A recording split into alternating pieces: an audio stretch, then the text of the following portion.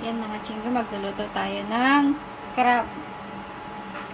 Madaling paraan pagluto ng crab.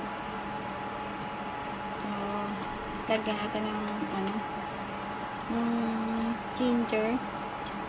Ayan. Luya. Nakita ko lang kasi itong pagluto na ito doon sa kaklase ko. Lagyan niya lang ng luya. Then, tapos ito nga yung lalagay nating noodles, no? Yan yung flavor. So, ilalagay na natin yung flavor para umano yung lasa.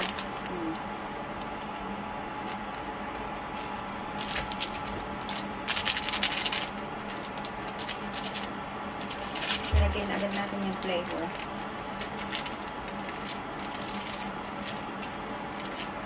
Tadaan!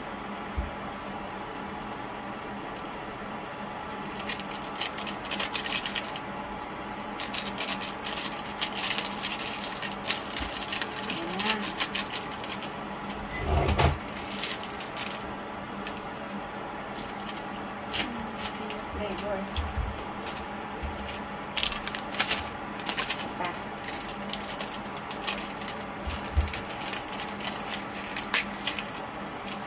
Yan.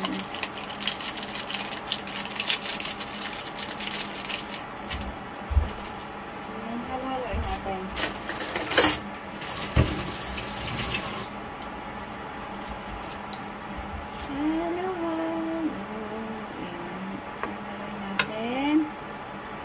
Lagyan na natin maya-maya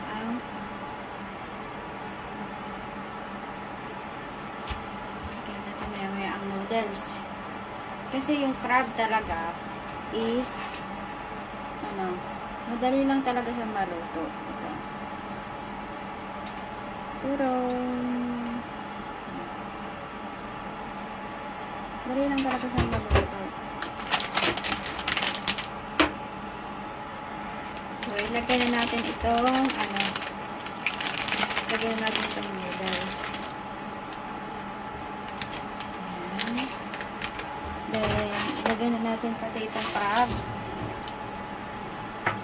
Okay.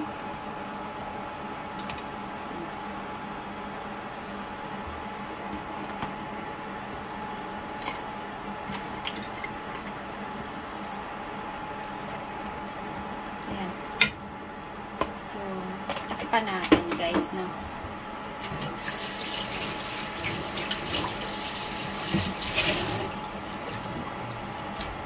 Pa natin.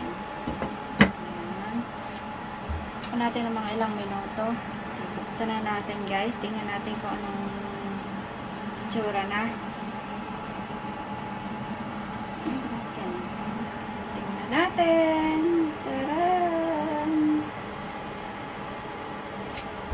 Oops. Ano natin? Ganyan. Ayan. Balik tayo natin ang noodles. Then ito. Ay! Ayan. Wow! Looks yummy. Sa Taiwan naman puro seafoods, pero ang binibili namin mga luto na. Hindi ko na-experience magluto ng gantong crab. Kaya yun, yung klase ko nagluto sa kanilang bahay na pumunta kami doon. Ayun. Ganito lang ginawa mo. And panulit natin. Taran! Luto na yun. Ito, ayan na. Taran!